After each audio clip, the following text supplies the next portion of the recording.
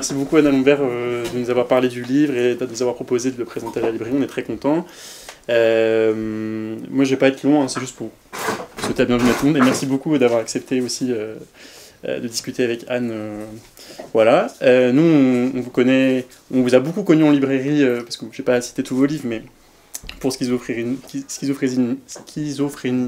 numérique, qui est sorti il y a quelques années maintenant, qui a un grand succès de librairie et sur le long cours, c'est pas tous les livres qui ont cette chance.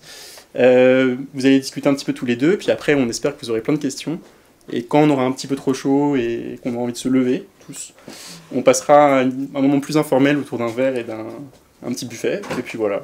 Bonne soirée à tout le monde, et puis je vous laisse la parole à tous les deux. Merci. Alors bonjour à toutes et à tous, moi je m'appelle Adrien Zerat, je suis doctorant à Paris 8, donc collègue on pourrait dire aussi de Anne. Et je vais avoir le rôle de questionnant ou de répondant pour elle. Donc Anne, est-ce que tu peux commencer peut-être par te présenter rapidement ce que tu fais? Oui, donc je suis un peu perturbée par un individu qui vient de rentrer dans cet espace. Non, alors je suis maîtresse de conférences en philosophie à l'Université Paris 8 et je travaille j'ai fait ma thèse sur les pensées de Gilbert Simondon et de Jacques Derrida et j'ai beaucoup travaillé aussi avec Bernard Stiegler pendant 7 ans. Donc à la fois on va dire sur ces textes et aussi à travers différents projets plus politiques on va dire. Et puis j'ai écrit aussi 2 essais plus grand public sur les technologies numériques notamment, enfin leurs enjeux anthropologiques et politiques, donc schizophrénie numérique et puis Le Capital que je ne suis pas, qui est un texte coécrit avec Gaël Giraud qui est un économiste. Voilà, et donc le dernier livre que j'ai publié récemment, c'est ce livre qui s'appelle donc Penser avec Bernard Stiegler et qui revient un petit peu sur la pensée de Bernard Stiegler, à la fois du point de vue de ses enjeux philosophiques et puis de ses enjeux plus politiques. Je crois que j'ai dit à peu près. Merci. Donc, tu as travaillé quand même de nombreuses années avec Bernard Stiegler. Tu as pu te confronter avec son travail, avec sa pensée. C'est quoi qui t'a motivé à écrire un livre sur lui? C'était quoi le projet au départ Alors, je me suis rendu compte, je pense, au bout d'un moment, que j'avais écrit pas mal d'articles un peu académiques au sujet de Bernard Stiegler, que j'avais donné un séminaire aussi à Paris 8 sur sa pensée. Et j'avais l'impression d'avoir accumulé beaucoup de matière. Et je me suis dit que ce serait très utile de synthétiser en fait cette matière, parce qu'on sait qu'aujourd'hui les articles académiques sont relativement peu lus, et évidemment il y avait relativement peu de personnes qui avaient assisté à ce cours que j'avais donné sur la pensée de Bernard Stiegler, et je me suis dit en fait on a besoin aujourd'hui d'un livre un peu d'introduction autour de cette pensée qui est assez complexe et pourtant qui concerne un public très très large, c'est-à-dire pas seulement des étudiants de philosophie ou des chercheurs en philosophie, mais on sait que, pour les personnes, il y a beaucoup de personnes ici qui connaissent déjà un petit peu la pensée de Bernard Stiegler, et ces personnes savent que c'était un penseur qui intéressait dans beaucoup de champs différents, des champs professionnels divers et variés, dans le champ artistique, dans le champ politique, dans le champ technologique, industriel, etc. Donc ce que j'ai voulu faire, c'est vraiment une sorte de livre, un peu d'introduction, qui répond à une sorte de double enjeu. Enfin, je le dis comme ça après coup, je ne l'ai pas écrit en pensant exactement les choses de cette manière, mais mon idée, c'était à la fois de montrer un petit peu que la pensée de Bernard Stiegler constitue une sorte de bifurcation dans l'histoire de la philosophie, qui ouvre de nouvelles portes et qui est vraiment importante dans cette histoire. Donc un livre qui puisse être intéressant aussi pour des personnes qui s'intéressent à la philosophie contemporaine. Et puis en même temps, de faire un livre d'introduction qui soit accessible vraiment pour le grand public et qui puisse permettre à n'importe qui d'entrer en fait dans la pensée de Bernard Stiegler, c'est-à-dire de comprendre un peu son geste et ensuite de pouvoir aller se plonger dans tel ou tel livre, de pouvoir regarder telle ou telle vidéo, parce qu'il a fait aussi beaucoup d'interventions orales, de séminaires. Donc voilà, c'était un peu ça mon but, et comme il n'existait pas de livre qui remplisse cette fonction, disons, c'est pour ça que j'ai décidé de l'écrire. Et je trouve que il est particulièrement réussi parce qu'il permet de vraiment dresser un tableau assez synoptique de l'ensemble des grands thèmes qui animent la pensée de Bernard Stiegler. Donc bravo pour ça, je me permets de te féliciter en direct.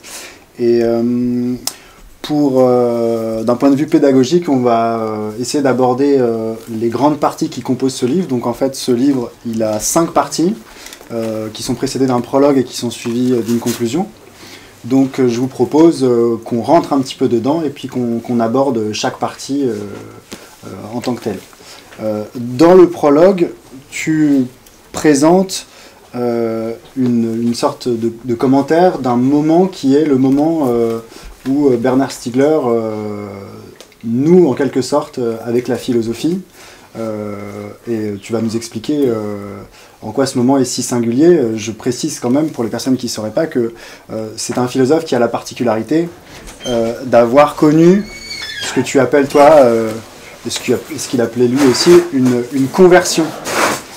C'est quelqu'un qui n'était pas du tout destiné à la philosophie au départ, qui a une vie et qui a 1000 vies dans sa vie, et qui, après avoir braqué un certain nombre de banques, a fini en prison. Et c'est en prison qu'il a découvert en quelque sorte la philosophie et qu'il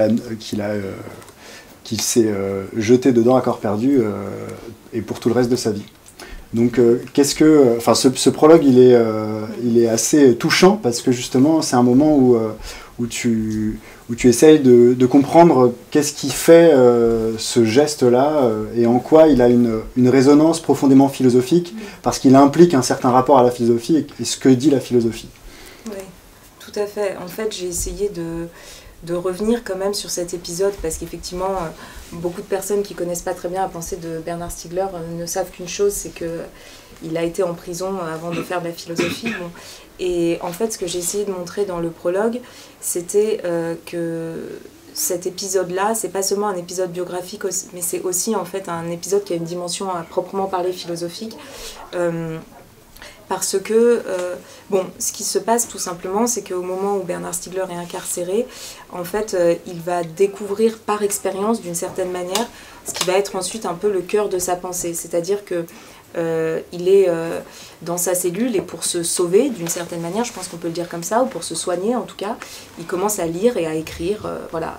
Et donc il a, disons, la chance d'avoir un ami qui s'appelle Gérard Granel, qui est un philosophe connu pour avoir traduit un certain nombre de textes de phénoménologie de Heidegger et de Husserl, qui lui fait passer des livres en prison, et puis il est inscrit aussi par correspondance à l'université de philosophie de Toulouse, me semble-t-il. Ouais. Et donc, ce qui se passe, c'est que dans cette cellule de prison, il va commencer à étudier la philosophie, à prendre des notes, etc., et à penser, en fait. Et au moment où il commence à penser, il se rend compte que sa pensée dépend de toutes les notes qu'il prend, de tous les commentaires qu'il fait, de toutes les traces écrites, en fait, qu'il laisse autour de lui dans cette cellule de prison. Et donc il se rend compte qu'en fait notre pensée à tous repose sur ces traces matérielles écrites. Autrement dit, que la pensée, si vous voulez, ne flotte pas quelque part dans le ciel des idées, n'est pas quelque chose d'immatériel, mais est inscrit en fait véritablement dans les supports de mémoire artificielle, dans ce qu'il appellera les supports hypomnésiques. Et donc, si vous voulez, c'est dans cette cellule de prison, non seulement qu'il se convertit à la pratique philosophique, mais aussi qu'il a l'intuition philosophique qui sera son intuition philosophique fondamentale ensuite. Parce qu'après, toute sa pensée va consister d'une certaine manière à thématiser cette question, c'est-à-dire le fait que l'esprit est toujours déjà extériorisé dans des traces matérielles et que notre activité spirituelle, intellectuelle, psychique, intérieure n'est que, si je puis dire, l'intériorisation de ces traces matérialisées. Bon.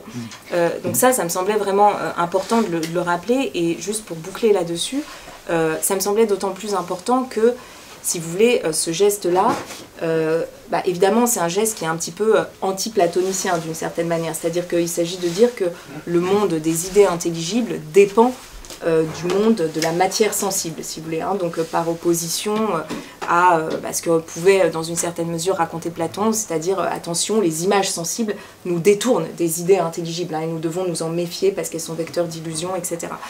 Et en même temps, donc c'est là-dessus que j'ai essayé un petit peu de jouer. C'est pour ça que tu fais un parallèle entre la cellule de prison et la caverne de Platon. Exactement, voilà, parce que Platon a toute une théorie, en fait, enfin, pas une théorie, mais la fameuse allégorie de la caverne qui rappelle peut-être des vieux souvenirs de cours de philo de terminale à certains d'entre vous. Et en fait, voilà, donc toute l'idée de la caverne de Platon, c'est qu'il faut sortir de cette caverne qui est en fait une grotte dans laquelle sont projetées des images et qui sont des images artificielles. C'est une sorte oui, voilà, c'est une sorte d'anticipation, si vous voulez, d'une salle de cinéma. La caverne de Platon, ça a souvent été dit, les prisonniers sont assis devant un mur, ils regardent les images artificielles projetées sur ce mur et ils les prennent pour des réalités. Et donc le philosophe va être celui qui sort de cette caverne et qui va voir la lumière du jour, etc. Et précisément, l'histoire que Bernard Stiegler raconte, lui, c'est pas l'allégorie de la caverne, c'est sa propre autobiographie, disons, son séjour en prison, qui est l'entrée dans une caverne, en fait, qui n'est pas la sortie vers la lumière du jour, mais qui est au contraire l'entrée. Et donc c'est très symptomatique de son geste philosophique qui consiste à renverser un petit peu la théorie de Platon. Donc voilà, disons que j'ai essayé de développer un peu ça dans le prologue, parce que je pensais que cet épisode biographique avait un sens philosophique plus profond et que c'était intéressant d'y réfléchir. Ok, alors dans la première partie qui suit le prologue, qui s'appelle l'œuvre théorique et pratique de Bernard Stiegler, tu fais une sorte de parcours presque biographique, on pourrait dire, en distinguant 4 périodes. Et dans ce chapitre, enfin dans cette partie plutôt, où il y a plusieurs chapitres, tu essayes de montrer comment tout le travail théorique très approfondi que va faire Stiegler tout au long de sa vie, en fait, est toujours associé à une dimension pratique et à un engagement très fort. Ce que je trouve particulièrement réussi d'ailleurs dans cette partie, c'est que on voit à quel point, à chaque fois qu'il avance théoriquement, il va faire un effort pour concrétiser ce travail dans des projets inscrits dans la vie politique, économique, etc. Est-ce que tu pourrais nous résumer en quelques mots ces différentes phases, ces différentes périodes que tu as distinguées et pourquoi ? Oui. Je ne sais pas si je pourrais résumer, mais disons que oui, ça me semblait très important d'insister là-dessus. Et d'ailleurs, je crois que quand j'écrivais le livre, je me souviens t'avoir à un moment posé une question. Je t'avais dit, parce que j'étais en train d'écrire la conclusion, et je voulais être sûre de ne pas rater quelque chose de très important. Donc j'avais demandé à Adrien, toi, qu'est-ce qui t'a vraiment marqué quand tu as découvert l'œuvre de Stiegler ? Et je me souviens que tu m'avais dit, moi, c'est vraiment cette dimension voilà, à la fois philosophique et pratique, en fait, parce que c'est vrai que c'est relativement rare aujourd'hui, parmi les grands philosophes, on va dire, qui enseignent la philosophie, qui écrivent des livres de philosophie. En fait, c'est relativement rare que ces personnes-là soient aussi très actives du point de vue, voilà, on va dire, dans la vie de la cité, on pourrait le dire comme ça. Ouais, c'est-à-dire, si je peux me permettre cette petite parenthèse, effectivement, moi quand j'ai découvert Stiegler, c'était en 2012, et j'étais tout jeune étudiant de philosophie. Ce qui m'a frappé, ce qui m'a fasciné et beaucoup attiré, c'est qu'il avait ce souffle qui le portait à essayer de vraiment de faire de la philosophie comme Platon ou Marx ont essayé de faire de la philosophie, c'est-à-dire à la fois penser le monde et en même temps le transformer. Et j'ai l'impression qu'en fait, il y a très peu de philosophes dans l'histoire qui ont cette ampleur-là et qui ont réussi à tenir cette ambition-là le plus possible. Oui, tout à fait. Et donc, moi, en fait, ce que j'essayais de tracer un petit peu dans l'introduction, c'était vraiment de faire un parallèle, mais là, je vous laisserai découvrir dans le livre, entre ces théories philosophiques et la manière dont elles évoluent, et ces projets politiques et la manière dont ils évoluent eux aussi, et en montrant qu'en fait, ça se correspond à chaque fois, quoi. Et disons que ce que j'ai aussi essayé de montrer, enfin de souligner, ce qui m'est apparu, disons, c'est que ces projets politiques ou pratiques-là, ils prenaient, disons, peut-être 3 formes, enfin, je ne sais pas si c'est exact de le dire comme ça, mais enfin, il y avait d'une part la volonté de créer des instruments technologique, numérique différent, donc une sorte d'engagement un peu technologique ou industriel. Donc de dire que par exemple, pour prendre un exemple très contemporain que Bernard Stiegler n'a pas connu heureusement pour lui, mais qui est l'intelligence artificielle générative par exemple, un geste qui consiste à dire la manière dont on nous propose ces services numériques, en fait, est peut-être pas la meilleure, quoi. Et on peut transformer, on peut utiliser des technologies numériques pour faire tout autre chose, pour faire des choses bien plus intéressantes. Et donc il faisait un certain nombre de propositions sur ce plan-là, ce qui évidemment chez les philosophes est rarissime, hein. Je veux dire, il n'y a pas d'autres philosophes contemporains qui font ce genre de choses, qui ont une telle attention à la technique, la technologie, l'industrie en tant que telle.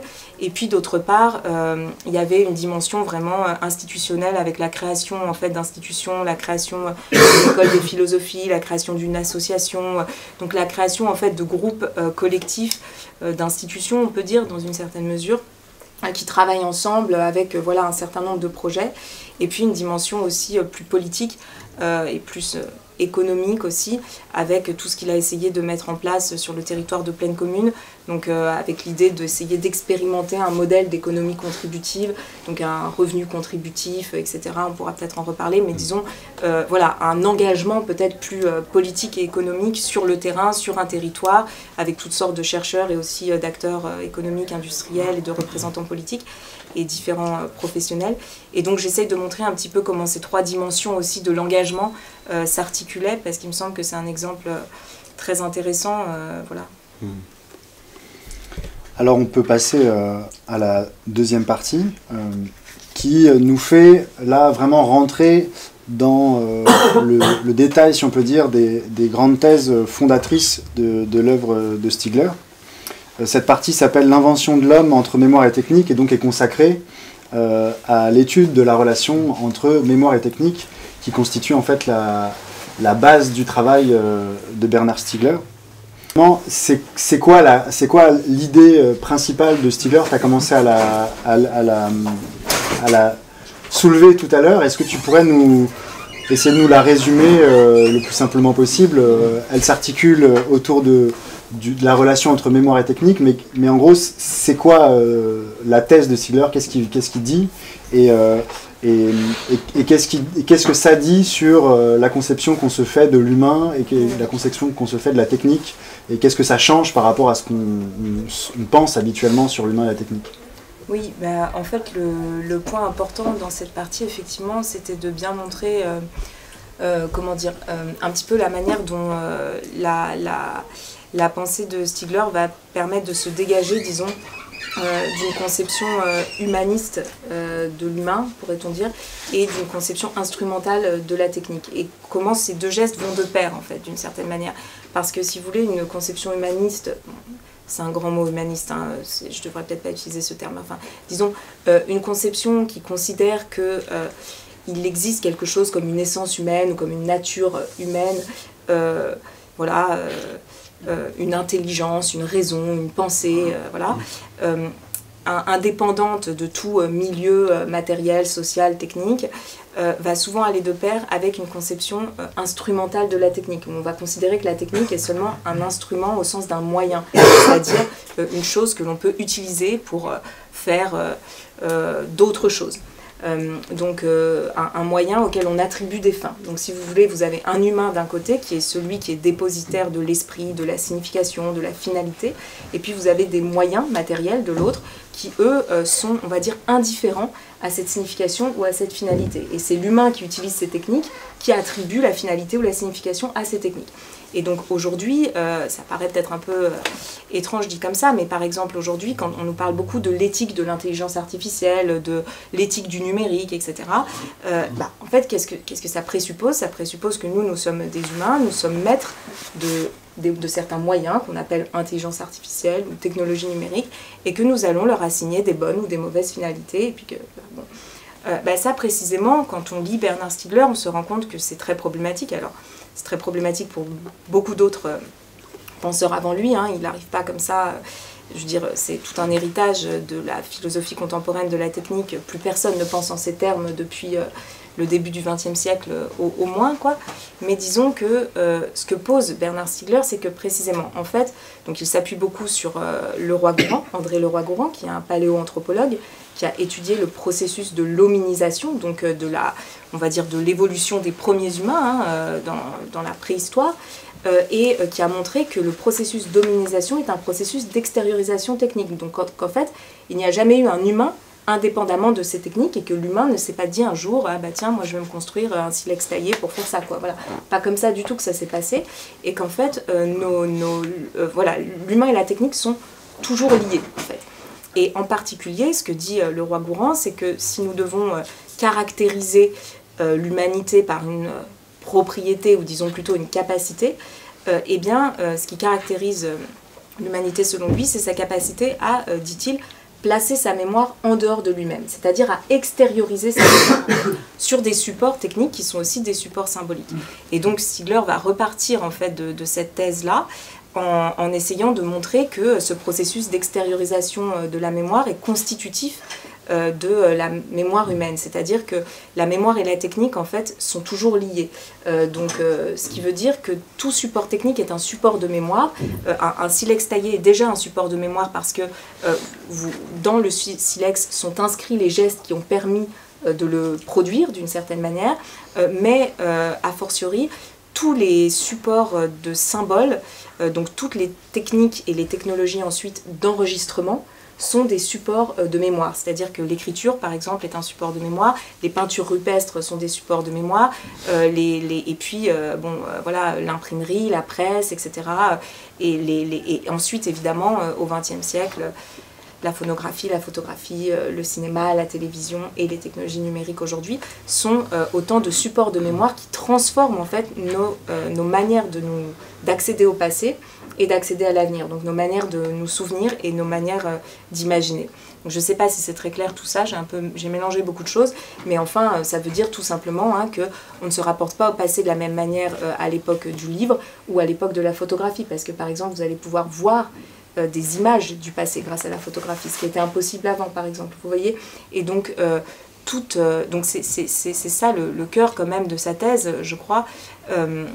Il y a un passage, je ne le connais pas par cœur, mais où il écrit que l'évolution technologique est aussi une évolution de nos consciences, en fait, que les évolutions des supports de mémoire impliquent une évolution dans tout simplement nos manières de nous souvenir, nos manières de percevoir, nos manières d'imaginer, et donc toute révolution technologique en ce sens est aussi une révolution anthropologique, en fait. Voilà. Oui, et tu montres très bien comment finalement tout ce jeu, tout ce processus d'extériorisation technique, en fait, il va être en retour constitutif de ce qui fait l'identité de ce qu'on peut appeler l'humain, mais qui est une identité finalement qui est toujours en train de se transformer elle-même et donc qui passe toujours aussi par un nouveau processus d'extériorisation. Et comment en fait en réalité ça problématise le rapport entre intérieur et extérieur et entre intériorisation et extériorisation. Ça c'est vraiment passionnant la manière dont tu le relèves dans cette partie et dans tout le livre d'ailleurs. Et ça nous amène finalement à voir comment dans la partie suivante ces bases qui sont posées conduisent à devoir repenser le rôle des technologies pour la transformation de l'esprit lui-même. C'est pour ça que tu appelles cette partie les technologies de l'esprit, virgule, entre savoir et pouvoir. Et donc c'est une partie où tu montres comment ce rapport entre mémoire et technique, il se décline dans l'enjeu de repenser la question du pouvoir en lien avec celle du savoir, un peu à la manière dont Foucault l'avait développé, mais à sa manière à lui, à Bernard Stiegler, qui est aussi une façon de réactualiser la pensée de Michel Foucault. Comment tu distingues les différentes manières dont la mémoire s'extériorise et s'enregistre au cours de l'histoire selon Stiegler? Oui, selon sa théorie à lui, en fait, effectivement, peut-être je voulais dire juste une chose avant de répondre à ta question sur cette question du lien entre savoir et pouvoir, juste pour faire le lien avec ce qu'on vient de dire précédemment, c'est-à-dire qu'à partir du moment où on considère que, si vous voulez, les activités de l'esprit ne sont pas logées dans nos cerveaux ou dans le ciel des idées, mais dans les milieux techniques qui nous entourent, en fait, la question va se poser de savoir qui produit et qui possède ces milieux techniques d'une certaine manière. C'est-à-dire que si l'on considère que nos esprits se forment et se déforment en fonction de la manière dont les symboles, les idées, les textes, les images circulent autour de nous, dans ces milieux artificiels, on a d'emblée une question politique qui se pose en fait, qui est que ceux qui contrôlent ces milieux artificiels en fait contrôlent nos esprits. Donc forcément la question du savoir, ou disons de l'extériorisation du savoir et de l'intériorisation du savoir, puisque dans une conception très très large du savoir, ces images, ces textes, ces symboles en fait ce sont ce qui constitue nos savoirs, devient aussi la question du pouvoir, parce que ceux qui contrôlent les supports de savoir sont ceux qui vont exercer un certain pouvoir. Voilà.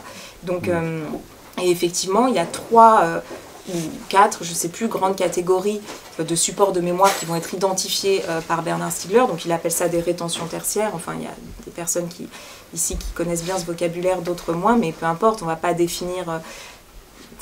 rétention tertiaire, ça veut dire tout simplement que... Bon. C'est un objet technique qui recueille... Il ne faut jamais dire, on ne va pas définir, parce que... mais non, mais disons que voilà, la rétention, c'est le fait de retenir quelque chose, de se souvenir. Bon, et le philosophe Husserl avait distingué la rétention primaire de la rétention secondaire. Donc la rétention primaire, c'est quand vous vous souvenez de ce qui vient d'être dit dans l'instant. Là, vous vous souvenez du début de ma phrase, pour pouvoir comprendre ce que je vais dire ensuite. La rétention secondaire, c'est quand vous avez des souvenirs plus lointains de votre enfance, par exemple. Et Bernard Stiegler introduit ce terme de rétention tertiaire pour dire, en fait, il y a aussi des souvenirs dans les objets techniques matériels qui nous entourent. Voilà, une photographie, un livre, etc. Bon.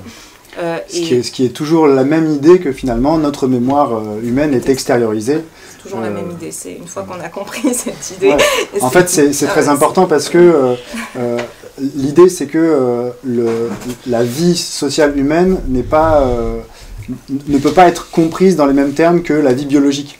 En fait, dans la vie biologique, vous avez une mémoire génétique, qui est une mémoire qui se transmet par l'organisme. Vous avez une mémoire somatique, la mémoire du corps, mais cette mémoire somatique, elle disparaît au moment de la mort de l'individu.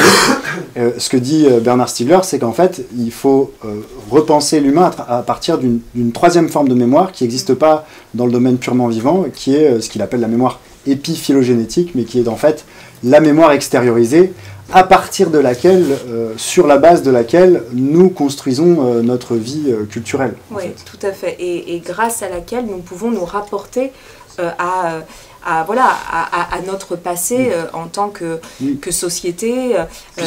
Puisque la technique devient un milieu et pas seulement un instrument. Voilà. Donc c'est une médiation... Et nous pouvons du coup revivre, si vous voulez, des expériences que nous n'avons pas vécues nous-mêmes. Nous pouvons nous souvenir de ce que nous n'avons pas vécu. C'est ça qui est très important. Et c'est là où il y a un point de départ par rapport à la phénoménologie, si vous voulez. La phénoménologie qui était l'étude de la conscience et des vécus de conscience.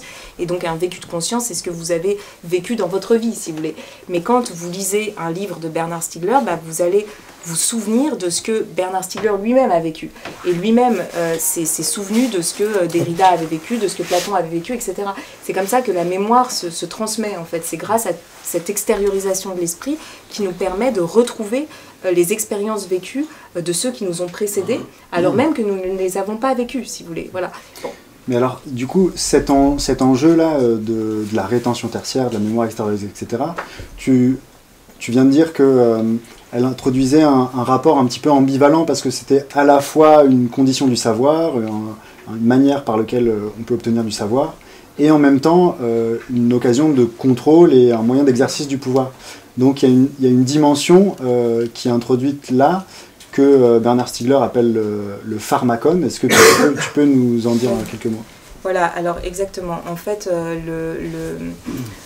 donc en fait, Bernard Stiegler va identifier différents types de rétention tertiaire, donc la rétention tertiaire littérale, donc tous les supports écrits, littéraux, imprimés, etc.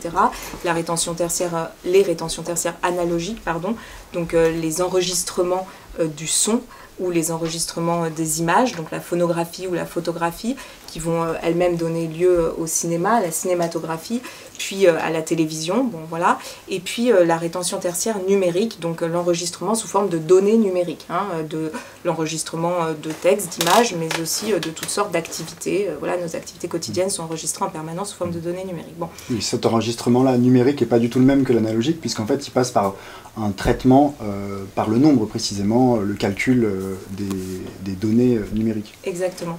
Et donc ça a toutes sortes d'enjeux aussi. Nous ne recevons pas les textes, les images, les sons de la même manière quand nous sommes face à des enregistrements analogiques ou des enregistrements numériques, par exemple. On ne va pas forcément rentrer dans ces détails, mais en tout cas, ce qui est important, c'est qu'à chaque fois, ces différents types de rétention tertiaire, effectivement, sont qualifiés comme étant des pharmacas, c'est-à-dire donc ce fameux mot grec qui veut dire, qui a donné lieu au terme de pharmacie et qui veut dire à la fois qu'on a traduit parfois par médicament, mais qui veut dire en fait à la fois le remède et le poison. Et donc, bon là évidemment, il y a tout un héritage de Derrida par Bernard Stiegler, puisque Derrida, donc Jacques Derrida, qui était un philosophe, qui était son directeur de thèse, avait beaucoup, on va dire, insisté sur cette notion grecque du pharmacone, à la fois le remède et le poison. Je ne reviens pas sur tout le commentaire que Derrida fait de Platon, et dans lequel il parle de cette notion, mais enfin l'important c'est de retenir que tous ces supports d'enregistrement, en fait, ces supports techniques d'enregistrement sont intrinsèquement ambivalents, comme tu l'as dit. C'est-à-dire que ce sont des conditions de possibilité de notre pensée, mais ce sont aussi des conditions d'impossibilité, comme disait Derrida, qui disait que ce sont des conditions d'impossibilité avec le IM entre parenthèses. Bon, disons que c'est à la fois ce qui rend possible notre pensée, puisque c'est ce qui nous permet d'extérioriser des symboles et donc de les échanger, en fait, tout simplement, donc de nous individuer psychiquement et collectivement, hein, mais c'est aussi ce qui peut court-circuiter ces processus d'individuation psychique et collective. Donc, par exemple, bon, je vous donne un exemple un peu caricatural, mais enfin, dans le cas de la rétention tertiaire numérique, puisque c'est celle qui nous occupe aujourd'hui, vous allez avoir une plateforme, une encyclopédie collaborative comme Wikipédia, qui va vous permettre de partager toutes sortes de savoirs collectivement, d'écrire des articles collectivement, de diffuser ce savoir, voilà, à différents types de personnes, de rendre ces savoirs accessibles, etc. Donc si vous voulez, c'est un support très important en termes d'individuation psychique et collective, d'échange symbolique, si vous voulez. Et en même temps, vous allez avoir des dispositifs comme ChatGPT ou des intelligences artificielles génératives qui vont venir court-circuiter vos capacités d'expression. C'est-à-dire que ce n'est plus vous qui allez vous exprimer, mais vous allez demander à la machine de s'exprimer, mais elle ne s'exprime pas, mais enfin disons, de générer un texte à votre place.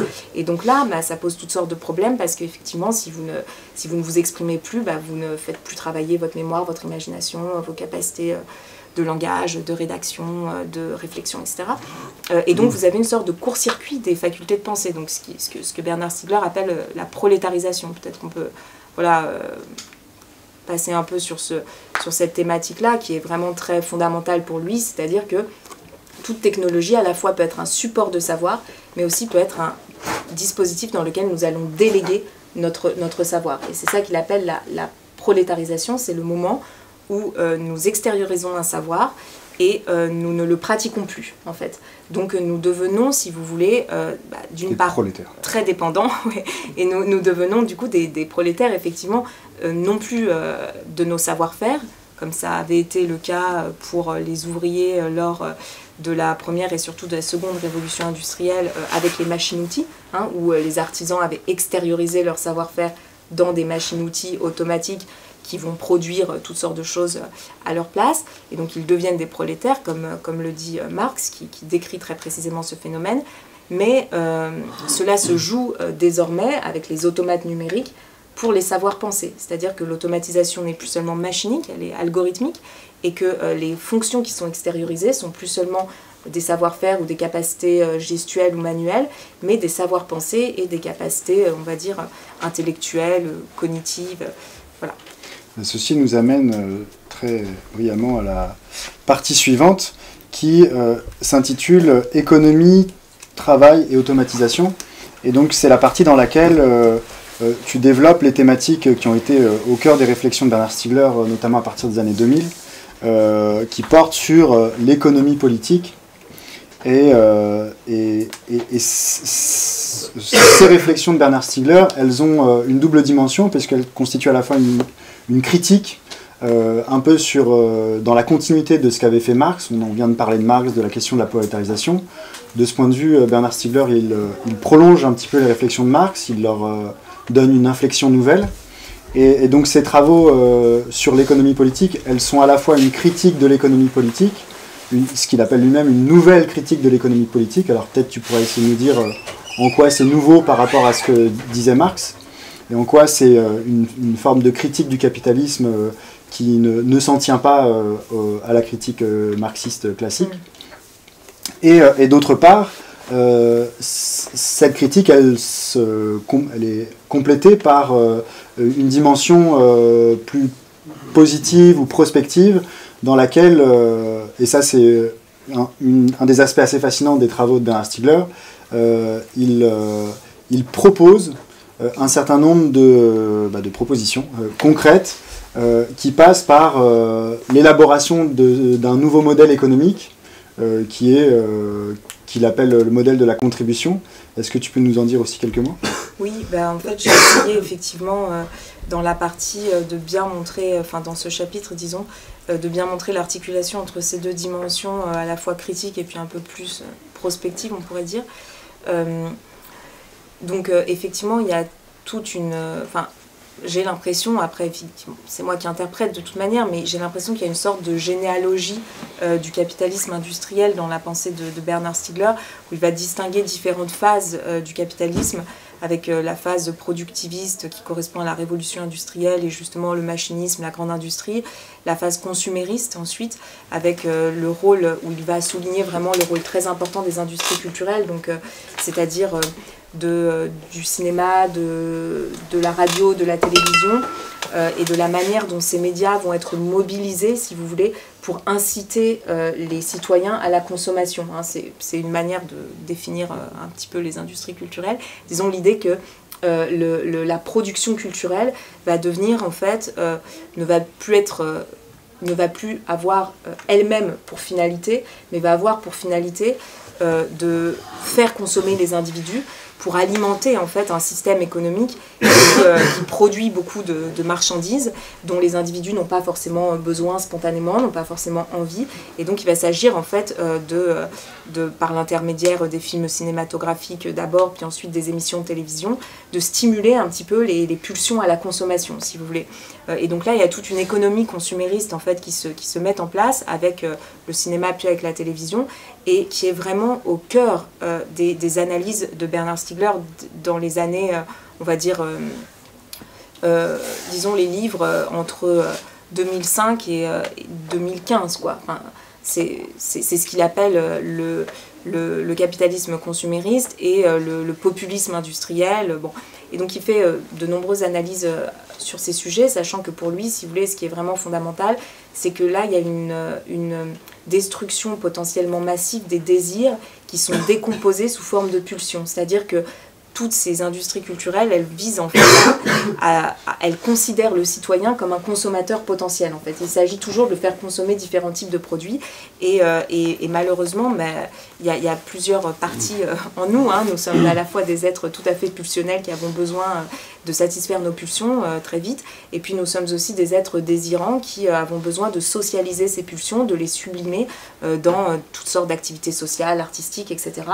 Et le problème, donc, c'est que ces industries culturelles peuvent conduire à une sorte de régression pulsionnelle, d'une certaine manière. Bon. Et en particulier quand elles sont, disons, développées de manière massive et au service d'un système économique qui se généralise de plus en plus. Bon. Donc il y a toute cette critique-là. Et d'une certaine manière, à partir de 2015 à peu près, cette critique-là du capitalisme consumériste et des industries culturelles va se transposer dans le champ du numérique, en fait, et dans le champ de ce que Bernard Stiegler appelle le capitalisme numérique ou le capitalisme computationnel, parce que, évidemment, les industries culturelles se transforment considérablement. Donc on n'a plus affaire seulement à des écrans de télévision, on a affaire à des smartphones, on a affaire à des plateformes de contenus divers et variés, on a affaire à des réseaux sociaux qu'il appelle dès le début des réseaux antisociaux, donc voilà, il y a d'emblée une dimension, une certaine prudence en fait, et une certaine inquiétude à l'égard du développement fulgurant de ces technologies-là. Et donc, voilà, ce capitalisme consumériste va se reconfigurer à travers ce qu'il appelle un hyper-consumérisme numérique. Et là, on a affaire à voilà, des nouvelles formes de captation de l'attention, des nouvelles formes aussi d'automatisation des existences. Hein, je reprends un terme qu'il utilise, parce qu'on va avoir des algorithmes, si vous voulez, qui vont être très personnalisés, avec un ciblage publicitaire très précis et des incitations à la consommation beaucoup plus pernicieuses, on pourrait dire. Hein, voilà. Donc là, il y a toute une réflexion, surtout dans le livre qui s'appelle « La société automatique ». Sur le modèle de la contribution.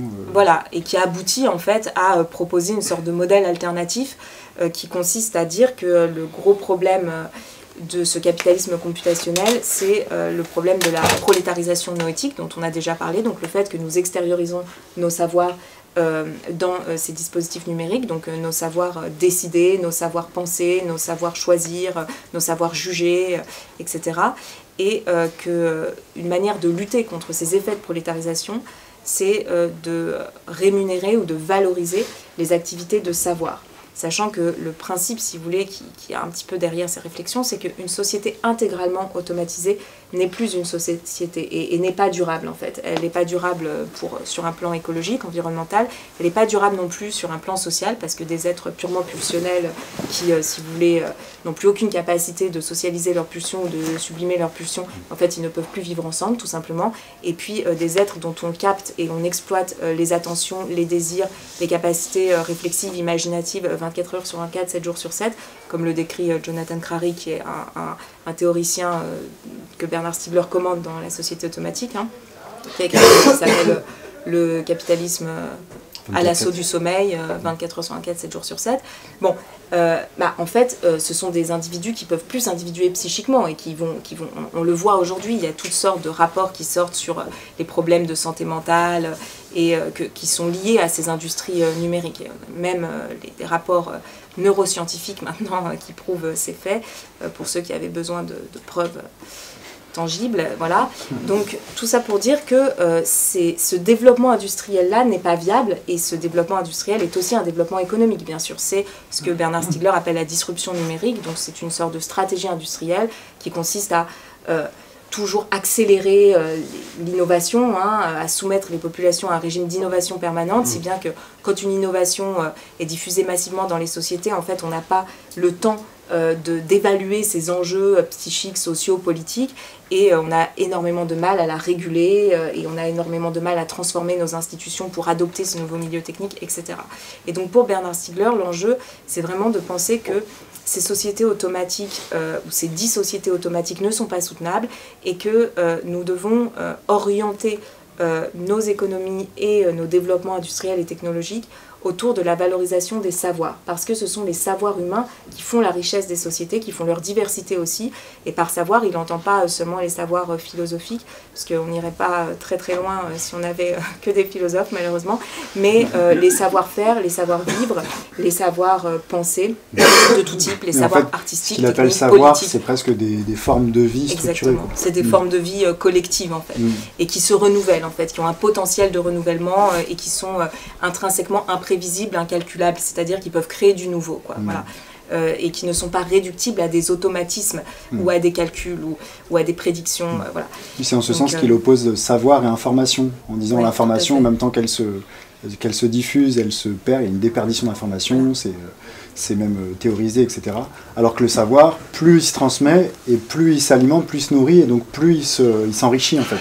Oui, tout à fait. Ça, c'est une dimension très importante aussi, c'est le fait que, en fait, si vous voulez, cette question du savoir l'invite à repenser la question de la valeur et de la richesse en fait. Et vous savez, les concepts de valeur et de richesse, effectivement, c'est les concepts un peu fondamentaux de l'économie. Et Bernard Stiegler insiste sur ce fait que le principe du savoir, c'est que quand vous le partagez, normalement, vous ne le perdez pas. C'est pas comme un bout de pain, si vous voulez. Un bout de pain, si vous le coupez en deux, vous en donnez la moitié à Adrien, par exemple, vous en perdez la moitié, puis Adrien, il mange l'autre moitié. Le savoir, c'est... Le savoir, c'est différent. Je vais pas y arriver. Hein. Mais le savoir, c'est très différent parce que quand vous le partagez, bah, non seulement vous le perdez pas, et en général, vous l'enrichissez, vous en gagnez plus, hein, si vous voulez. Voilà, c'est ça qui est assez incroyable avec le savoir, c'est que plus on le partage et plus on en a, en fait. Et alors qu'une information, bah, le but d'une information, c'est de la garder bien secrète, hein, et de pas, surtout pas la diffuser, parce que si tout le monde la connaît, bah, elle n'a plus de valeur, en fait, votre information. Hein. Si vous travaillez, par exemple, à l'AFP, bah, vous savez que, en fait, quand vous avez une nouvelle information, c'est très précieux, il ne faudrait pas que tout le monde l'ait en même temps que vous, quoi. Donc, voilà, et donc, si vous voulez, y a la question qui se pose, c'est comment est-ce que je valorise, ou je rémunère, ou je rétribue ces savoirs, en fait, parce que je ne peux pas les penser à travers les catégories de valeurs d'usage ou de valeurs marchandes qui sont les catégories économiques fondamentales dans un système capitaliste, en fait, parce que la valeur...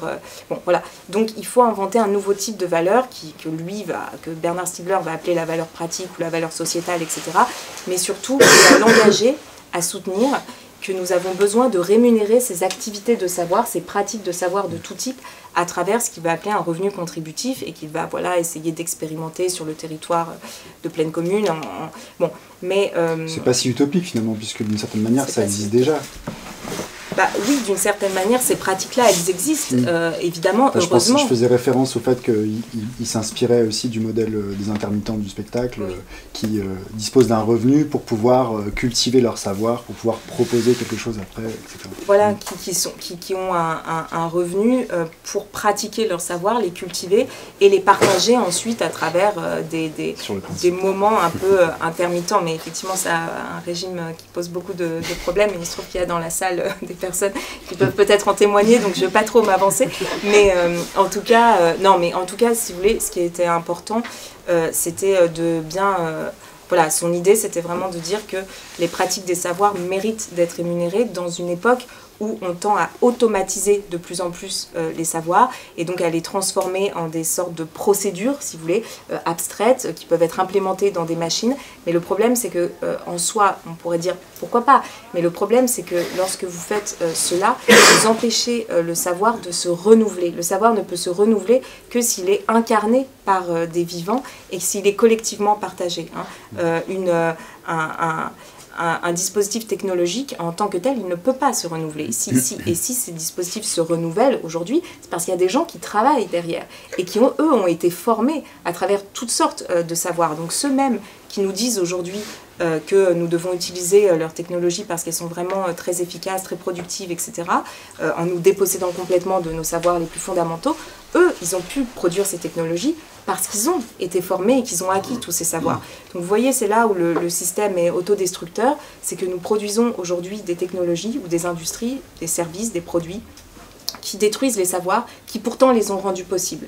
Et donc ça, c'est la définition d'un système anthropique qui en fait se détruit lui-même et n'entretient pas ses potentiels de renouvellement. Hein.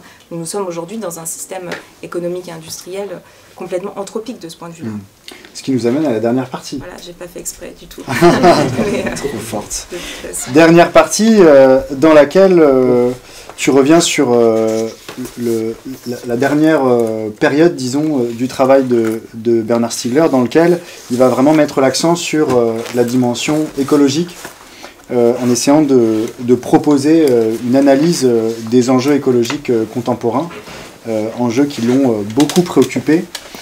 Et donc cette partie s'appelle « Écologie et entropie dans l'ère anthropocène ». Et l'anthropocène est écrit avec un E et sans H. Alors, est-ce que tu peux nous donner quelques indications sur qu'est-ce que son travail ajoute aux pensées de l'écologie et pourquoi remplacer le mot anthropocène avec un A et un H par celui d'anthropocène avec un E sans H qui fait référence au mot d'entropie dont tu viens de parler, et c'est quoi le problème avec l'entropie?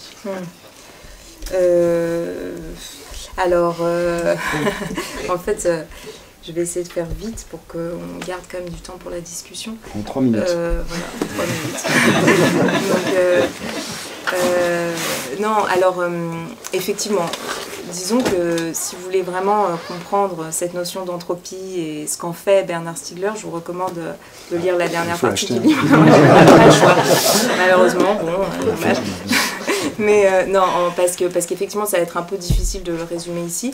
Mais disons que j'essaye de faire ce que j'ai appelé une petite histoire conceptuelle de l'entropie dans le dernier chapitre pour vraiment poser les choses sur cette notion qui vient de la physique thermodynamique et qui est passée ensuite dans le champ de la biologie, puis qui s'est retrouvée un petit peu dans le champ de l'anthropologie, mais qui a aussi été une notion importante dans le champ de la cybernétique, de la théorie de l'information.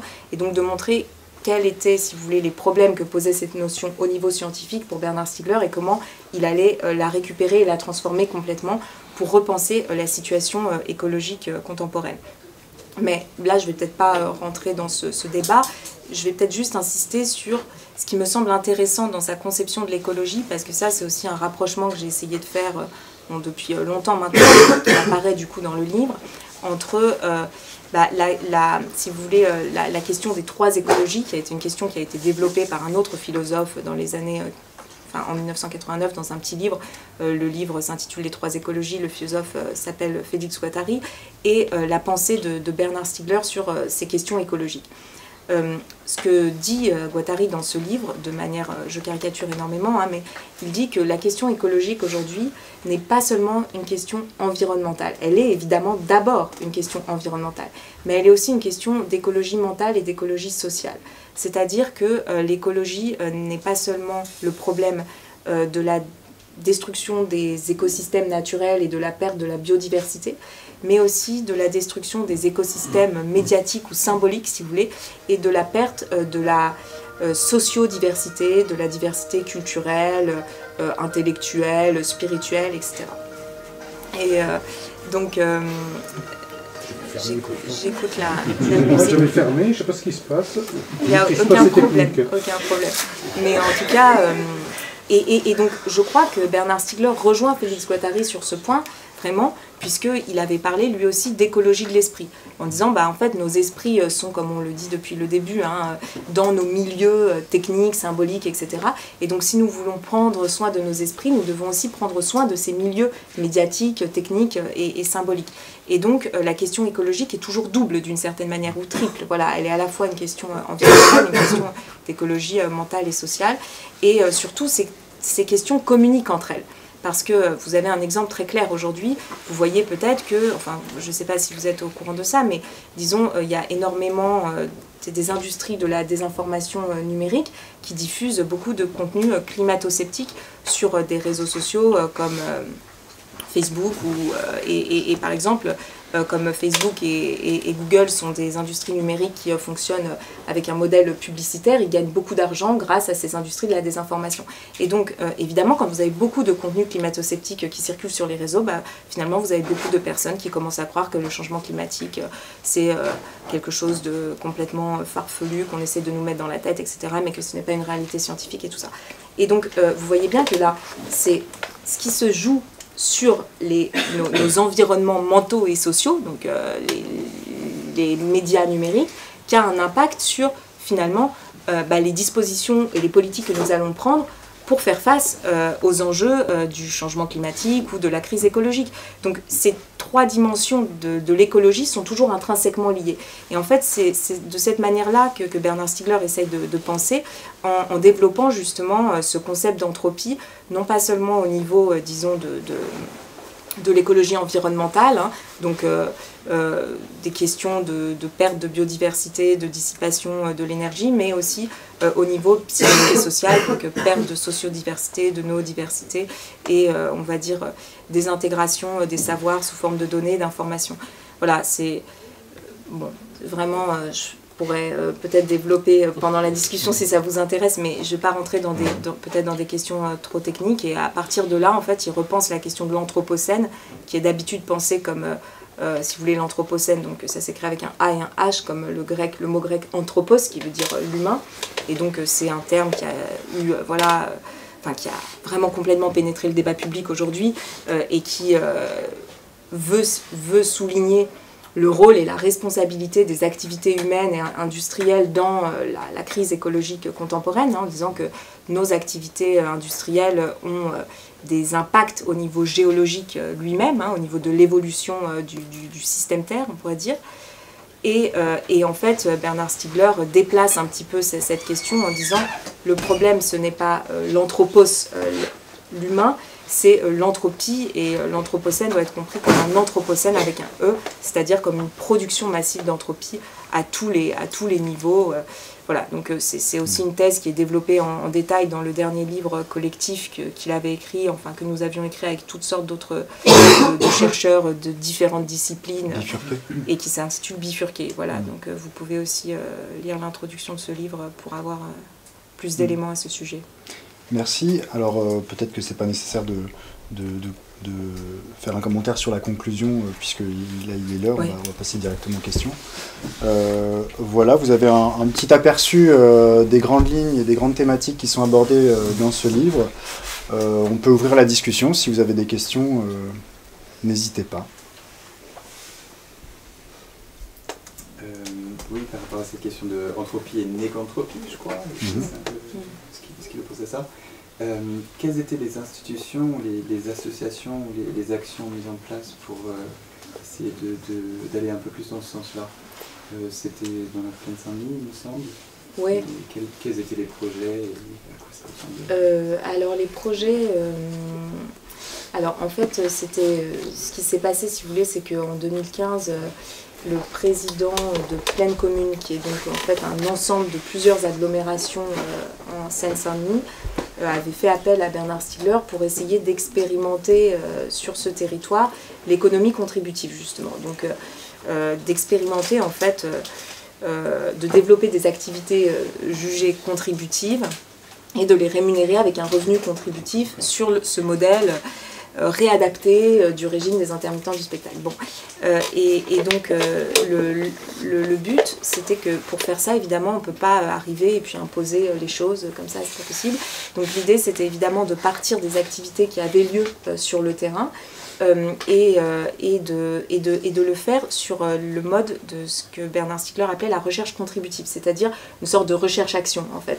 C'est-à-dire on ne va pas arriver avec un modèle et puis l'imposer aux citoyens, on va voir ce qui se fait sur le territoire, s'il y a déjà des activités contributives qui existent, qu'on pourrait développer, intensifier et puis rémunérer avec ce fameux revenu contributif à condition de trouver un moyen de le financer, etc. Donc évidemment c'est très compliqué, et l'idée c'était de financer un certain nombre de thèses, donc de chercheurs qui allaient faire des thèses de recherche-action pour mettre en place cela sur le territoire. Le problème est que ces thèses, en réalité, n'ont jamais obtenu le financement qui avait pourtant été promis par Emmanuel Macron lui-même, me semble-t-il. Mais bon, voilà, ce sont les promesses d'Emmanuel Macron. Mais de manière générale, effectivement, personne, en réalité, n'a financé ces thèses, ces travaux. Donc ça a été, du coup, très compliqué de mettre en place cela. Mais il y a deux projets qui ont été quand même un petit peu développés de manière, on va dire, très incoative.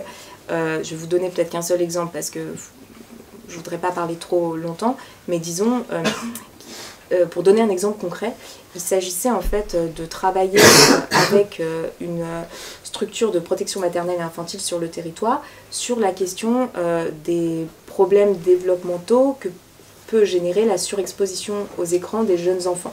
Donc il y a des enfants voilà, qui ont des problèmes pour développer leur motricité, leur langage, etc. parce qu'ils sont surexposés aux écrans de smartphones ou de télévision, mais en particulier avec les smartphones. Et à l'époque, en tout cas, les choses ont quand même beaucoup changé de ce point de vue-là depuis 2015, mais à l'époque, on a commencé à travailler cette question.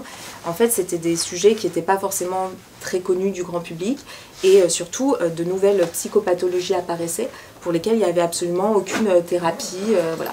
Et donc l'idée, c'était de travailler aussi avec des psychologues, avec aussi éventuellement des instituteurs ou des institutrices, avec une psychiatre, avec des chercheurs en philosophie, en théorie des médias, en biologie, bon, de créer un petit dispositif qui aurait pu être une sorte de lieu un peu de formation en fait sur ces questions, et l'idée étant d'envisager des thérapies non pas cognitives ou comportementalistes ou chimiques, mais sociales en fait, et de voir comment on peut par exemple développer des jardins partagés avec des dispositifs de garde pour les parents qui ne peuvent pas garder leurs enfants le soir et qui ont besoin qu'on les garde, mais avec un roulement, etc. Bon, bref. Donc, comment on peut, à l'échelle d'un quartier, trouver des solutions sociales collectives à ce problème, qui est en fait un problème lié évidemment aux industries de captation de l'attention, mais qui est aussi lié à un problème lié aux conditions sociales des populations, tout simplement, parce que quand vous avez plusieurs enfants, que vous êtes la seule ou le seul à les élever, c'est évidemment très compliqué.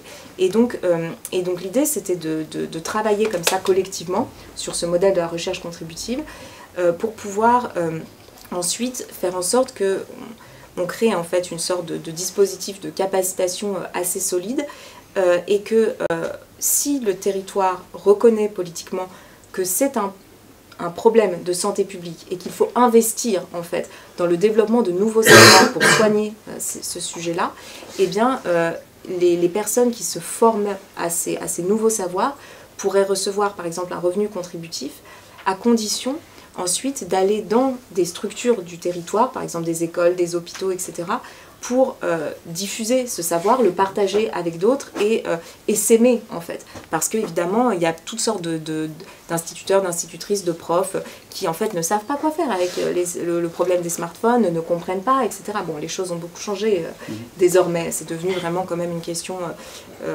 et tant mieux hein, d'ailleurs, beaucoup plus massivement diffusée, même si très insuffisamment à mon avis. Et voilà, donc c'était ce type de projet qu'on a essayé de mettre en place. Moi, j'avais beaucoup travaillé sur ce projet-là, donc c'est pour ça que je prends cet exemple. Mais effectivement, malheureusement, si vous voulez, on n'a jamais réussi à aller jusqu'au moment où il aurait été possible de financer ce revenu contributif et de vraiment expérimenter l'économie contributive, parce que c'était quand même ça le but. Je veux dire, c'était pas seulement... Et puis dans la dernière période de son travail, dans les dernières années, juste avant sa mort en 2020, il avait développé avec d'autres le projet de faire monter au niveau international, mondial, la même dynamique. Il avait monté un collectif qui s'appelait Internation. Et il avait l'ambition de soumettre ce projet-là au secrétariat général des Nations Unies et pour obtenir des financements pour faire qu'il n'y ait pas seulement un territoire en Seine-Saint-Denis qui soit soumis à cette dynamique, mais qu'il y ait d'autres territoires un peu partout dans le monde. Je crois qu'il y en avait un en Équateur, en Irlande, oui, voilà. sur des îles aussi. En fait, l'idée, c'était aussi qu'à chaque fois, c'est des expérimentations locales et en fonction des localités, il y a telle ou telles activités qui peuvent être reconnues. Moi, je traduis un peu d'utilité publique d'une certaine manière. C'est-à-dire, sur tel territoire, le développement de ces savoirs-là, c'est vraiment fondamental et donc on va les financer de cette manière-là. L'enjeu étant vraiment, c'est ce que je dis aussi dans le livre, bon.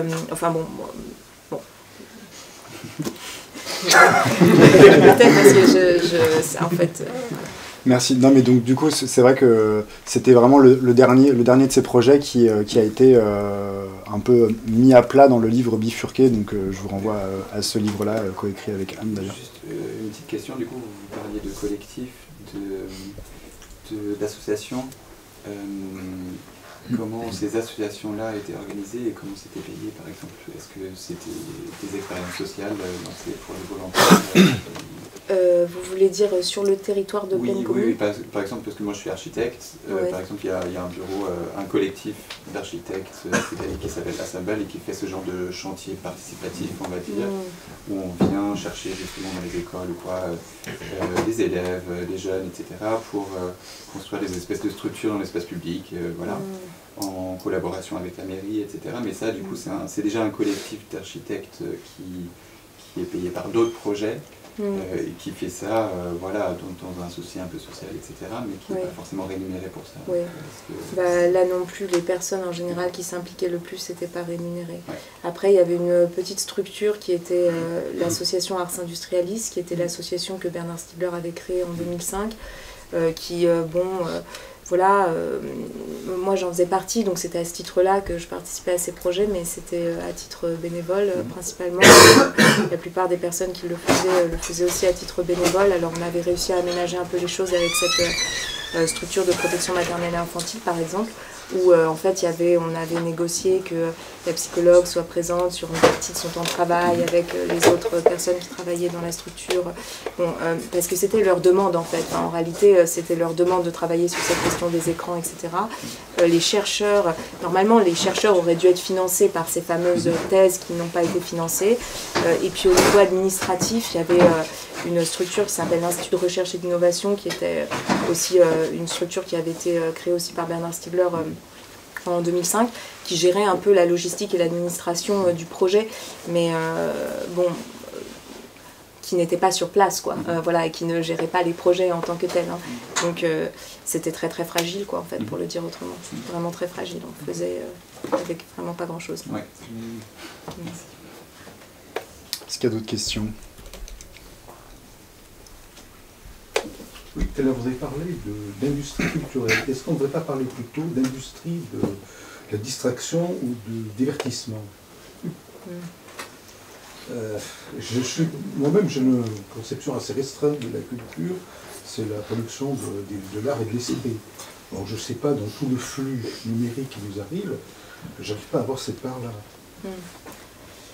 Bah, la notion d'industrie culturelle, après, c'est une notion, disons, qui a été développée aussi par, des philosophes qui s'appellent Adorno, Horkheimer. Donc, je faisais un peu référence à ça en l'employant. Mais oui, vous avez raison, on peut très bien parler d'industrie du divertissement ou d'industrie de... Comment vous avez dit? Distraction. Ou de distraction, oui. L'entertainment.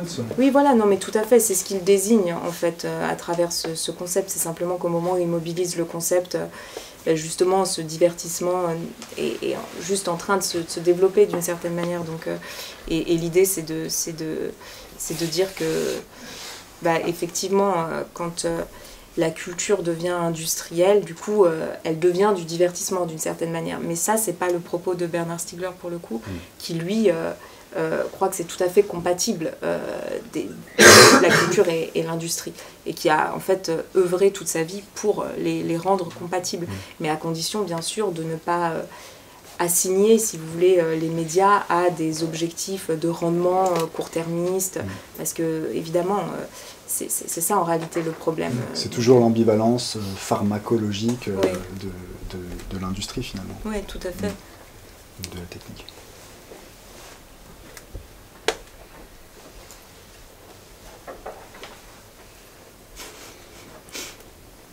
Oui, je me demandais si vous explorez, enfin là vous avez parlé dans votre présentation de la différence entre le désir et la pulsion qui était très importante pour Stiegler, mais au-delà de ça, si vous explorez beaucoup le pan psychanalytique de son travail dans ce livre, et là, vu le plan, j'ai l'impression que c'est pas le point focal le plus important.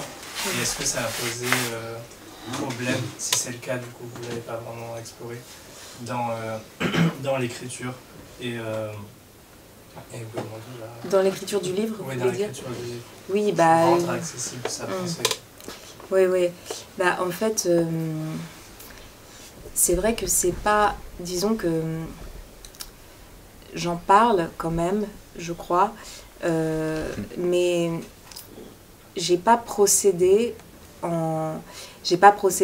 par auteur d'une certaine manière. Donc je me suis pas dit comment est-ce que Stiegler réinterprète Marx, comment est-ce que Stiegler réinterprète Freud, comment est-ce que Stiegler réinterprète Derrida, comment est-ce que Stiegler réinterprète les uns les autres, parce que je pouvais pas construire un livre sur cette base. Mais par contre, il y a quand même ces questions, elles sont abordées un peu partout, mais j'ai envie de dire disséminées dans les différents chapitres. C'est vrai que je me suis pas focalisée vraiment sur la question de Freud, mais enfin... dans la partie sur justement les technologies de l'esprit, savoir et pouvoir, bon, il y a toute une réflexion sur et aussi dans la troisième partie sur les réflexions autour de la critique du capitalisme, il y a toute enfin j'essaye de montrer vraiment comment Stiegler articule Marx et Freud d'une certaine manière, et comment à chaque fois il les déplace en les articulant. Et ça, je le dis parce qu'en fait, c'est d'un point de vue un peu histoire de la philosophie, si je puis dire, c'est quelque chose sur lequel j'ai insisté aussi dans la conclusion, c'est-à-dire qu'en fait, j'essaie de montrer que à chaque fois, ce que fait Bernard Stiegler, d'un point de vue philosophique, c'est qu'il articule des traditions qui sont hétérogènes entre elles, et que le fait de les articuler va l'obliger à déplacer les concepts. Et par exemple, quand il parle de la question des rapports entre mémoire et technique, c'est très clair que c'est une articulation entre la phénoménologie, d'une part, et l'anthropologie des techniques, l'histoire des techniques. Et qu'à chaque fois, la rencontre entre ces deux traditions qui ne s'étaient jamais rencontrées avant va obliger à certains déplacements. Et pour ce qui est de la critique de l'économie politique, donc de sa critique du capitalisme et de la manière dont il propose de penser une économie contributive, etc., c'est très clair pour moi qu'elle procède d'une rencontre entre Marx et Freud, mais à chaque fois qui va le conduire à déplacer Marx, en passant de la question du prolétariat à la question de la prolétarisation, et à déplacer Freud aussi en proposant une sorte de nouvelle théorie, on pourrait dire, du rapport entre pulsion et désir, qui intègre la technique en fait à cette question, parce que le grand problème de Freud, selon Stiegler, c'est aussi un oubli de la technique.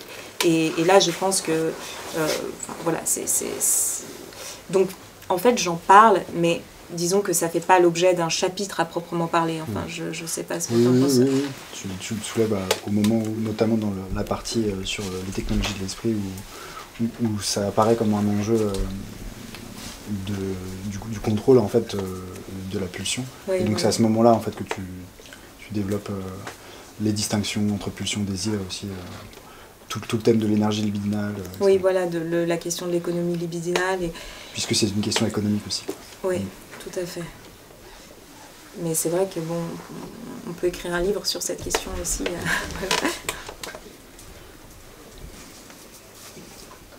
Il y avait une question par ici? Ouais, tu peux commencer à y répondre. En fait, il y a tout ce côté où Stiegler, du coup, il parle, quelque part, pour prendre des termes de Foucault, des dispositifs de contrôle pour fabriquer un consommateur et effectivement acheminer des pulsions dans des objets de consommation. Mais il y a un aspect que moi j'ai jamais lu, je ne sais pas si c'est présent dans son œuvre, plus sur en fait, le contrôle des citoyens, au-delà de la figure du consommateur, du coup d'un contrôle vraiment politique. Et si on prend l'économie comme un mode de gouvernement, qui n'est pas juste voilà, comment est-ce qu'on reproduit un peu les moyens collectifs de survivre, comment est-ce qu'on fait pour nous garder tranquilles en fait? Est-ce que Stiegler il traite à sa façon cette question-là? La consommation, c'est un bon moyen de nous garder tranquilles. Mais oui, je comprends. Je sais pas. En tout cas, ce qui est. Enfin, je sais pas si je vais répondre à ta question, mais disons que par rapport aux diverses critiques de ce qu'on appelle aujourd'hui parfois le capitalisme numérique ou le capitalisme de surveillance, etc., si on devait positionner Stiegler, c'est sûr qu'on ne pourrait pas, je pense, le positionner du côté de ceux qui adressent la surveillance généralisée, c'est-à-dire le fait qu'on va nous surveiller en collectant nos données et puis en nous gouvernant de cette manière-là, en fait. Je pense que lui, son angle, c'est quand même toujours plutôt, non pas les informations que l'on récolte à notre sujet, mais la destruction de nos savoirs. Je pense que lui, c'est vraiment comme ça qu'il se positionne, et que c'est vrai que, voilà, sur la question du capitalisme numérique en tant que tel, je pense que sa critique se situe plutôt là, sachant qu'il n'ignore pas du tout les autres, mais que c'est pas sa spécificité, c'est pas son angle. Alors je sais pas si tu entendais autre chose, vas-y. Moi je dirais qu'il articule aussi, et ça c'est quelque chose que tu montres bien, la thématique foucaldienne du pouvoir avec toute la problématique de ce qu'il appelle lui-même les objets temporels. Et au moment où les industries culturelles se muent aussi en industrie de captation des attentions, notamment par la télévision, sur quoi tu as aussi beaucoup travaillé, l'enjeu c'est de voir comment en fait ces objets techniques qui captent notre attention, en captant notre attention, conditionnent une synchronisation de nos consciences. Et que de cette façon-là, en fait, on est en quelque sorte contrôlé d'une manière un peu particulière. Et ça, c'est aussi une question importante. Moi, je ne l'ai pas développée vraiment dans le livre, mais de plus en plus, elle m'apparaît comme étant importante, la question de la foule, en fait. Et c'est aussi un petit peu en lien avec Freud, puisque la psychologie des foules, quoi. Et il y a toute une réflexion aussi sur, effectivement, les effets de massification que peuvent produire ces technologies. À la fois la synchronisation des consciences qui nous transforme en espèce de... Voilà, je caricature un peu, mais de masse de cerveaux disponibles à qui on peut faire un peu tout et n'importe quoi. Et puis après, avec les technologies numériques, l'industrie des traces et l'économie des données, là, il va parler de foule numérique, de foule connectée, je crois, je ne sais plus très bien. Mais l'idée, c'est aussi de montrer comment ces technologies fonctionnent selon des principes mimétiques, donc qui en fait influencent nos comportements pour nous faire imiter les uns les autres, etc. Et prédisent par avance nos comportements en les rangeant dans des sortes de moyennes, en fait, en les conformant à des moyennes statistiques. Et donc il y a un contrôle des comportements qui s'effectue sur la base de cette moyennisation, de cette massification, et la constitution de nouveaux types de foules.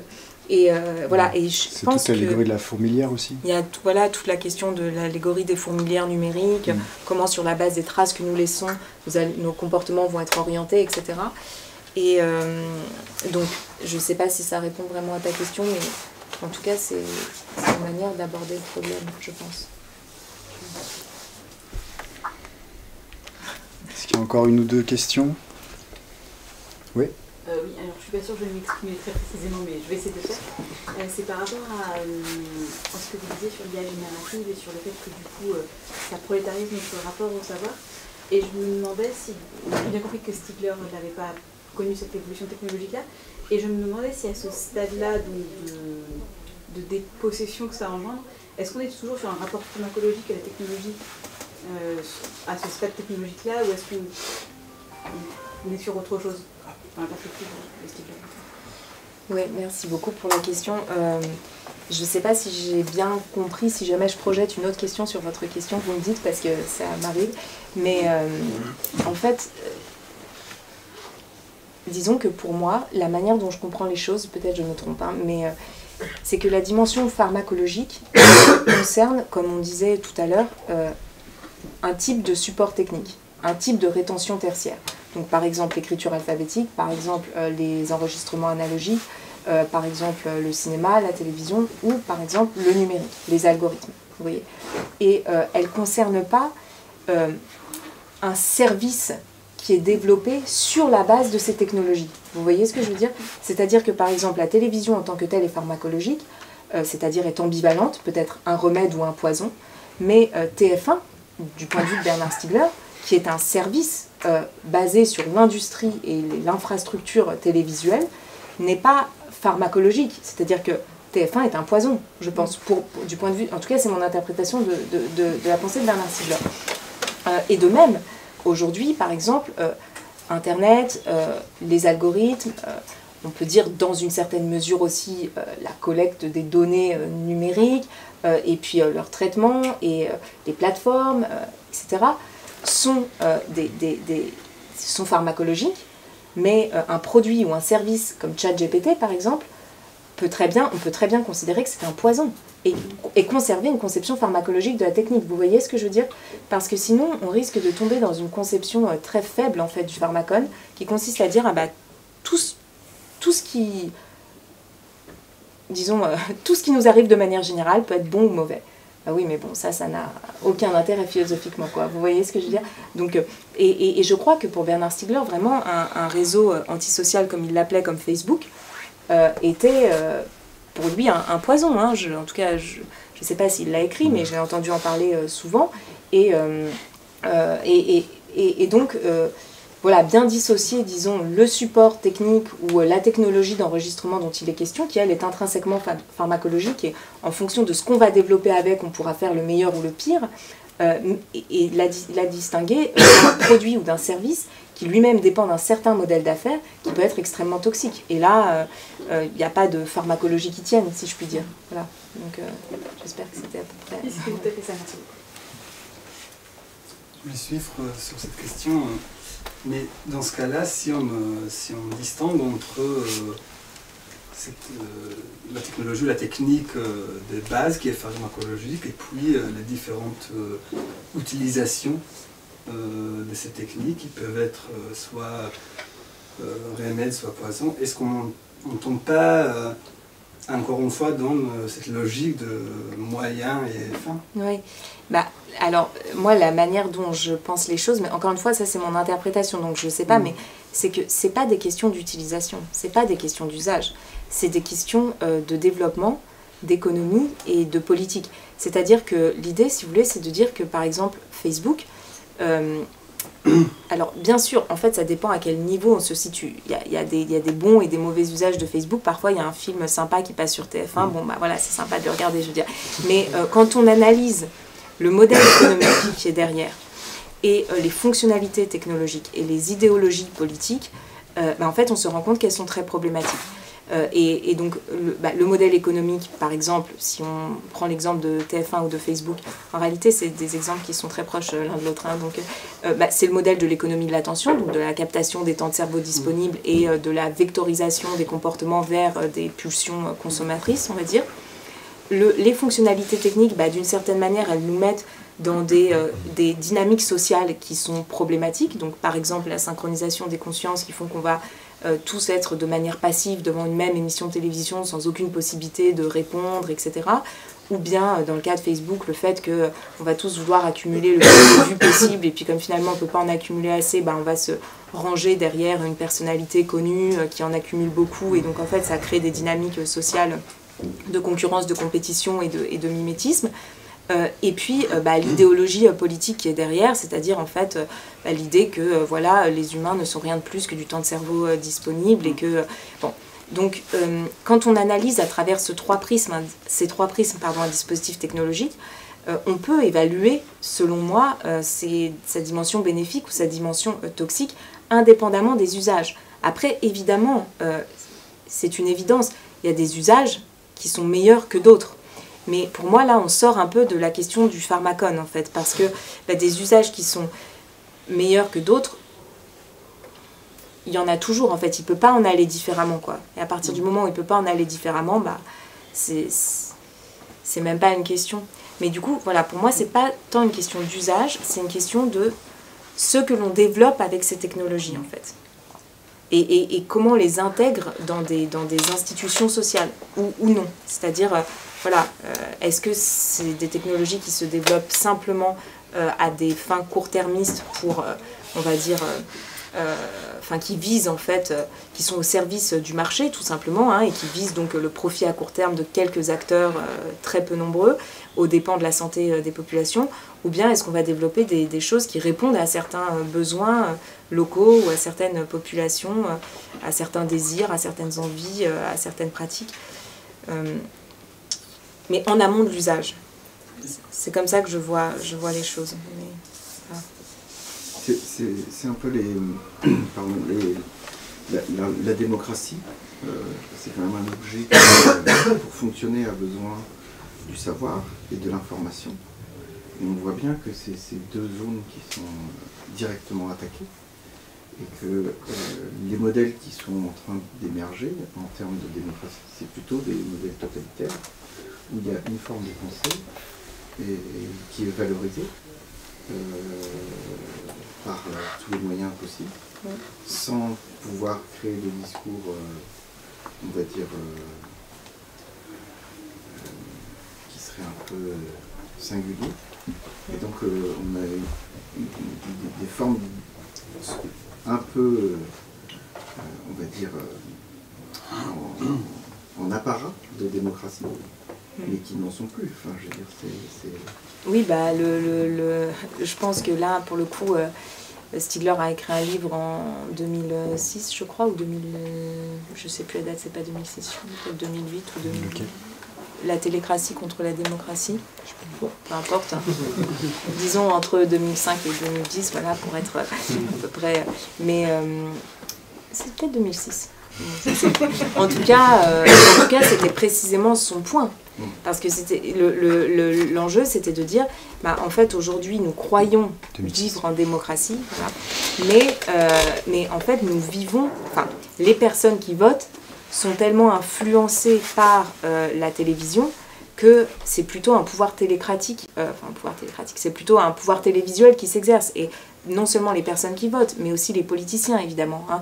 Et ça, Derrida le disait déjà dans l'entretien avec Bernard Stiegler, qui s'appelle « Échographie de la télévision ». Si jamais ça vous intéresse, je vous recommande, parce que c'est un entretien, donc c'est un enregistrement oral, donc c'est très facile à lire, en fait. Enfin, c'est beaucoup moins alambiqué que certains textes de Derrida ou de Stiegler.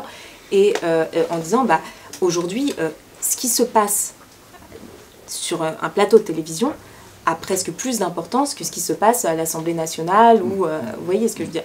Donc en fait, voilà, la télévision, et ça je le souligne aussi dans le livre, je le dis, je crois que Bernard Stiegler est un des seuls philosophes à cette époque-là à prendre la télévision comme objet de questionnement et à dire attention, c'est un vrai problème pour les régimes démocratiques.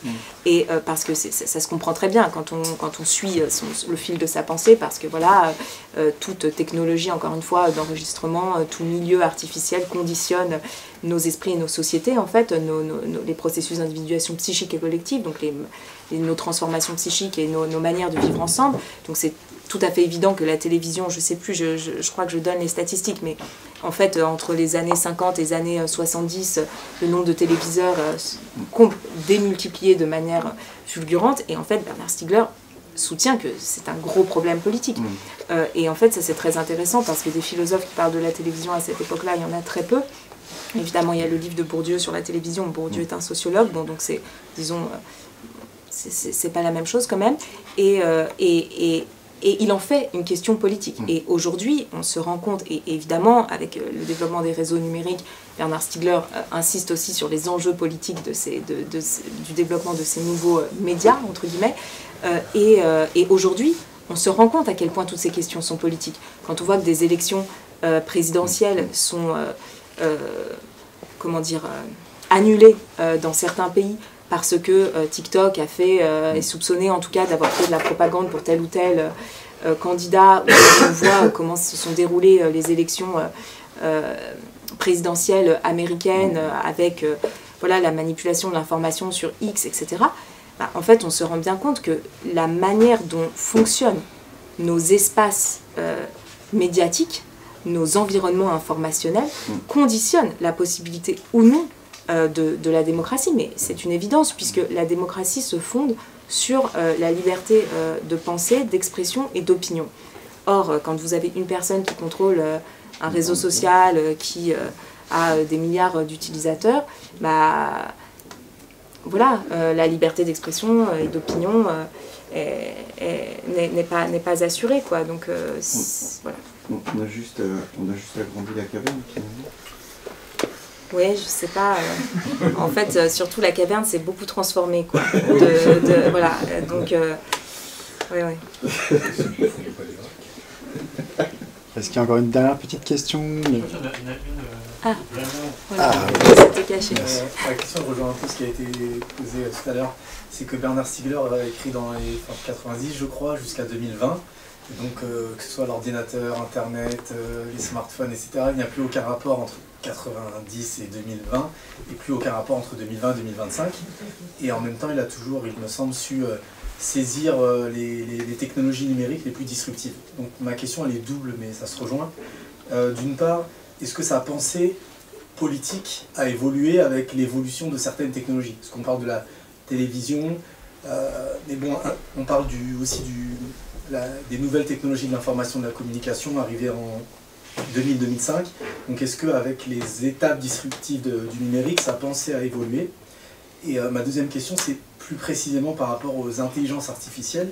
J'ai cru lire qu'à des moments, il parle de machines de calcul algorithmique, enfin je ne sais plus l'expression qu'il emploie, mais il parle de un peu de l'ancêtre de l'IA générative qu'il n'a pas connu, mais sous une expression qui me fait penser qu'il a su capter que voilà, le calcul probabiliste était de plus en plus important dans la technologie. Et je voulais savoir, du coup, à la fin de sa vie, s'il avait entendu parler de nouvelles IA et s'il avait commencé à prendre en compte ces évolutions. Parce que, pour le dire un peu grossièrement, ChatGPT est assez récent, même si l'IA n'est pas que ChatGPT, mais mais disons qu'il n'a pas connu sa version caricaturale. Donc voilà, ma question c'est vraiment sur l'évolution de la pensée de Stigler en rapport avec l'évolution du numérique. Oui, oui. Bah, déjà, moi ce que j'essaie de dire dans le livre, c'est qu'il y a quand même eu la partie qui concerne vraiment les technologies numériques dans le livre.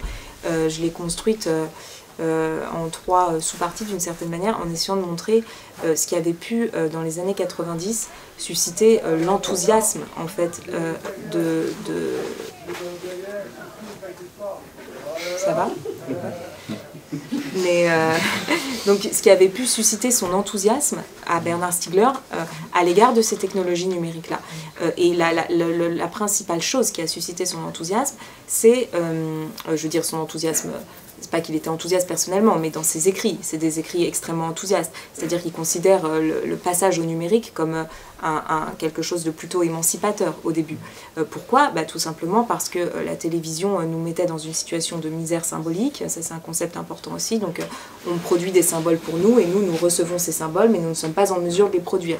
Et le passage au numérique, en premier lieu, rend possible, si vous voulez, que les récepteurs de symboles deviennent aussi des producteurs de symboles. Donc vous pouvez produire un site internet et produire de l'information comme vous pouvez aller consulter des sites internet et recevoir de l'information. Mais vous n'êtes plus dépendant justement de ce que Bourdieu appelait le champ journalistique, donc des quelques personnes qui produisent en fait les images et les émissions que vous voyez tous les soirs chez vous à 20h quand vous rentrez. Bon.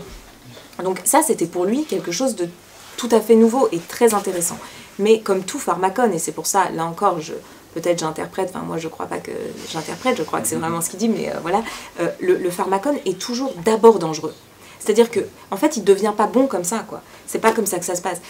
Il devient bon si on arrive à l'adopter collectivement, à en faire quelque chose d'intéressant, à la fois en l'encadrant par des lois et aussi en développant des systèmes intéressants. Mais si on le laisse se développer tout seul, entre guillemets, c'est jamais tout seul qui se développe, il est approprié par des acteurs économiques qui ont envie d'en tirer du profit et d'exercer un pouvoir, et donc il devient nocif tout simplement.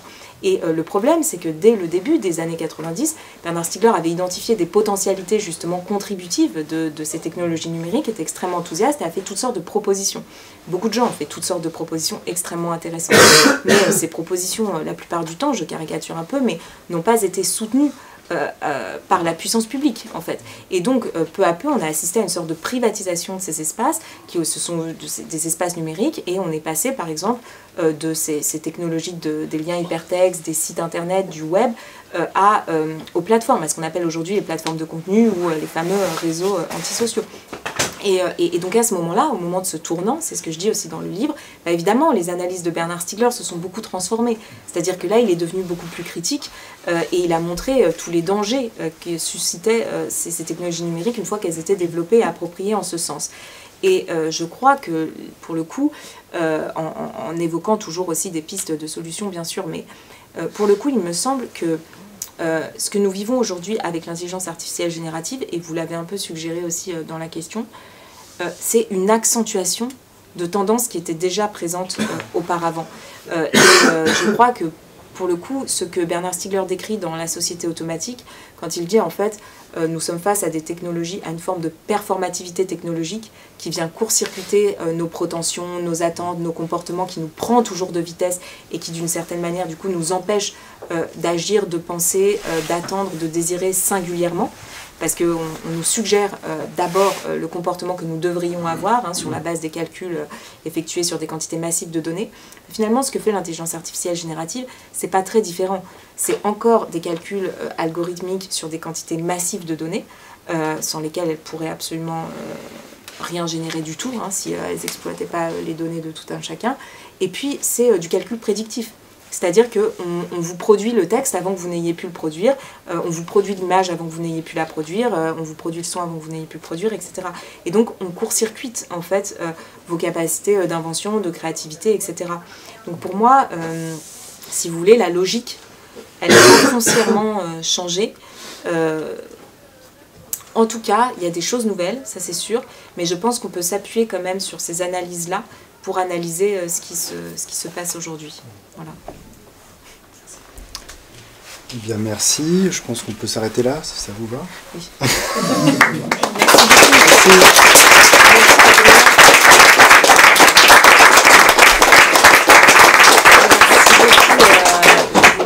remercier publiquement Adrien Zerad qui a accepté comme vous avez vu, de me poser toutes ces questions, et aussi que j'ai rencontré suite au décès de Bernard Stiegler, donc je crois en 2020 ou 2021, je ne sais plus exactement. Et depuis, en fait, on a toujours beaucoup d'échanges autour de la pensée de Bernard Stiegler ou d'autres sujets, et il m'a toujours énormément soutenu, à la fois amicalement et intellectuellement. Et donc, voilà, je suis absolument très fière qu'il ait accepté de me poser ces questions ce soir, et sans lui, je n'aurais sans doute jamais pu écrire ce livre, comme sans beaucoup d'autres personnes. Beaucoup sont là aussi. Merci beaucoup.